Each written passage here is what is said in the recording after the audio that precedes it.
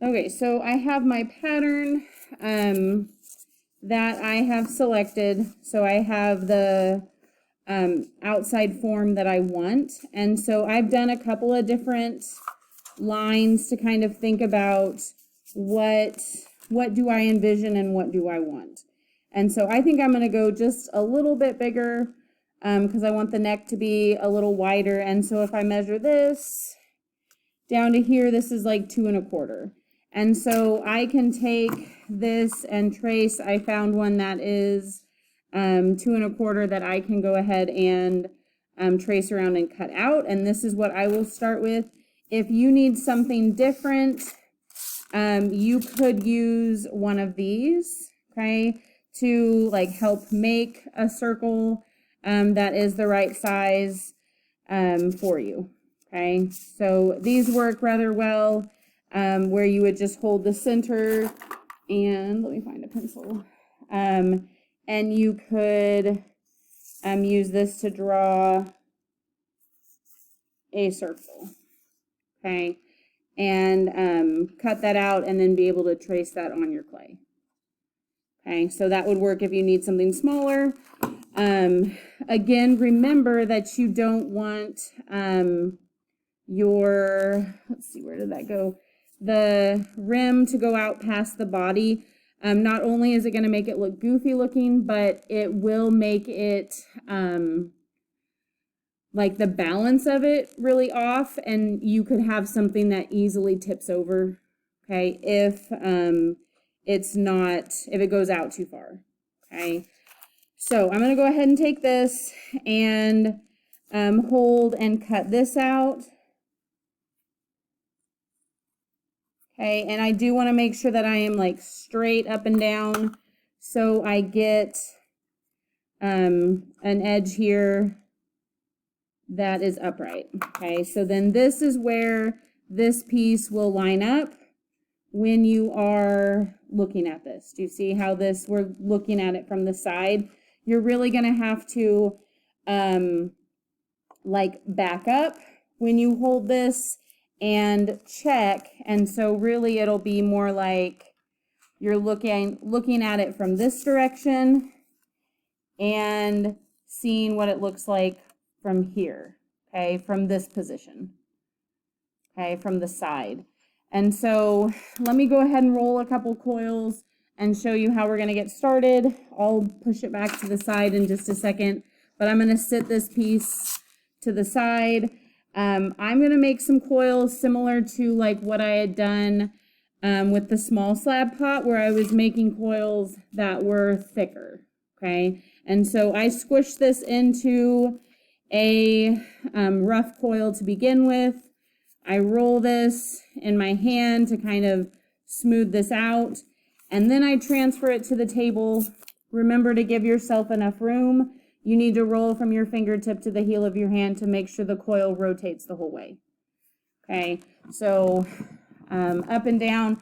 We are so used to trying to make coils skinny that this can sometimes mess with people, but you want a coil about this big. Here's a comparison, okay, of a pencil. It's a bigger coil.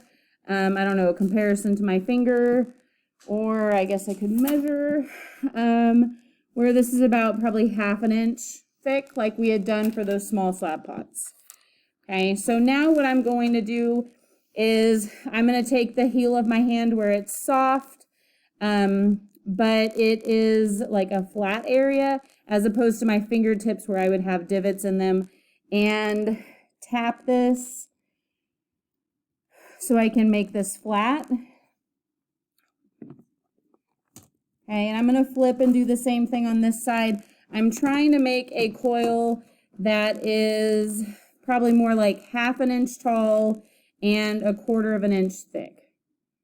Okay, so this will build a little bit faster. You don't want to make these too tall. Sometimes I have kids who think, oh, right, I'm going to figure this out and I am going to make pieces that are like really, really tall. Well, you can't get things like this to fit into all of the shapes that you need it to. Okay, it doesn't work. Okay, to get these to fit where they should, okay? So this is really as big as we should go. We don't want to go really paper thin, okay? Again, you're going to have things collapse. Okay, so I'm going to start with this, and this is going to go on top. And I like to cut all the way through, so I have a cut edge on both sides. Where did my actual, oh, there. Okay, and since you guys have one of these tools, I don't feel bad using one. So I like to cut all the way through both of these, so I have a good edge on both sides, okay, at least to start with right there. And so I'm looking at this and I'm thinking to myself, this is a little big too. I'm looking here, but then I'm also going to have to look, let's see if I can position myself on the side of this.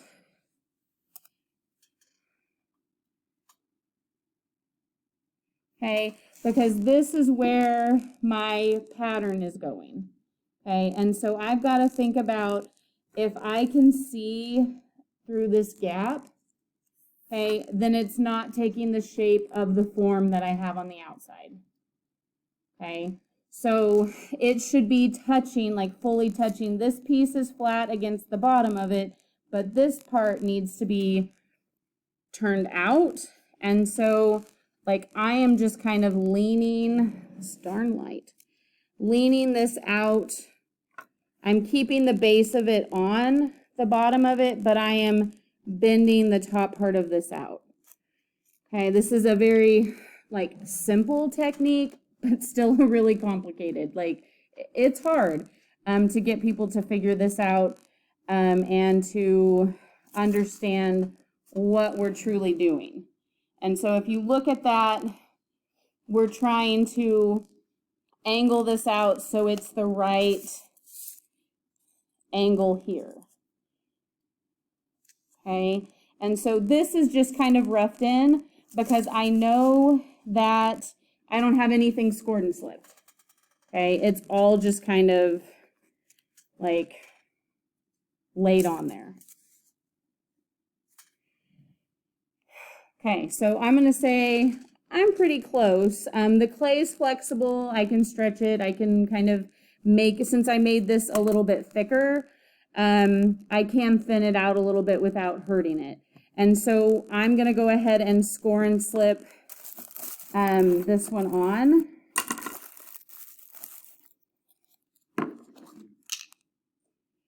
And I guess I don't need that first. I'm going to go ahead and get my seam and go back up to the top. Go ahead and get the seam of this put together. I'm going to try not to mess with like the angle of it too much. So I'm going to get that on here. And then I'm going to flip and do like the base of it as well. Okay, but if you can like be patient with it, you can really get a pretty good form without, that's very, very even, with just the aid of a piece of cardboard. Okay, and some people do these so much, and they hand build so much, they end up making them out of wood, okay, because those are really going to last a lot longer. And then if you were doing something that was on the wheel, then the pot would be able to spin while you were doing that. So lots of times people do use something called a rib on the outside that helps kind of smooth that out. Okay, but the wheel is a million times harder than hand building. Okay, so I'm going to go ahead and put that on, and I'm not focused. Okay, and I'm going to go ahead and press and make sure this is stuck. Okay, and then I'm going to look at this again from the side. Okay, and check what this looks like. Okay, because I at least have it stuck on there.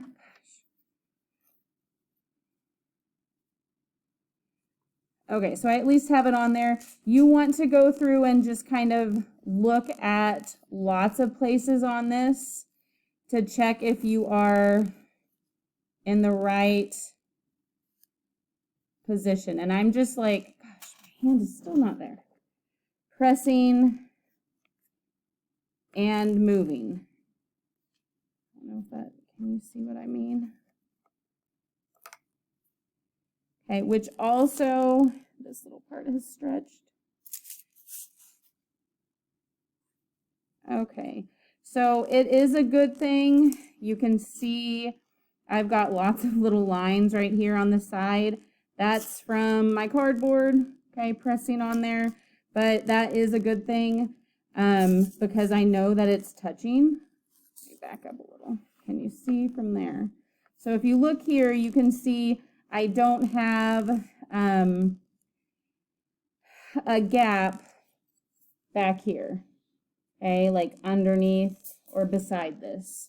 So if I continue to look, okay, I don't see a gap there. Maybe I see a little bit here where I need to press, okay, and then continue. Okay, so I'm pressing and doing that. My next one, once I put that one on, I'm basically locking this one on. Like wherever it is, it's going to stay. Okay, so you need to make sure that you are confident in where that is. We're gonna go ahead and do one more coil and kind of talk about this and let you at least get this far. And then we'll kind of break out and do another like part 2 of this because I don't want to do too much all at once. Okay, so we've got one layer, doing a layer at a time. I'm going to do the same thing with this. Ooh, and I forgot. This can be one of those things that can be a pain if you don't have a coil that goes all the way around. For me, I think I would rather just, for how fast I can get a coil, I'm going to make one that I don't have to piece it together. But you very well, if you are a different personality than me, you could piece a piece in there, okay? But I don't want to. So I'm going to make one that's a little bit longer.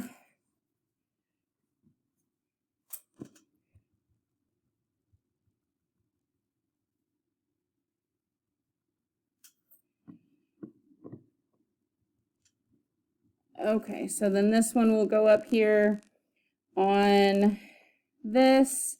I'm just kind of guessing in the beginning and eyeballing it to figure out where this should go. Again, if we turn this over here, I am looking at the side. Okay, you can see that gap, right? Like right here. Okay, and so this is telling me, gosh, that I need to lean this out. Okay, I would get it close, kind of look at it from a couple of different ways, because if I look over here, if you look at that one, I do have a gap in this part as well.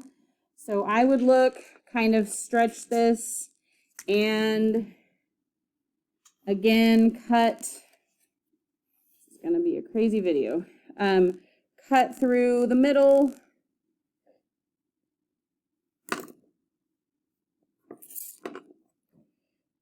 And score and slip this little section.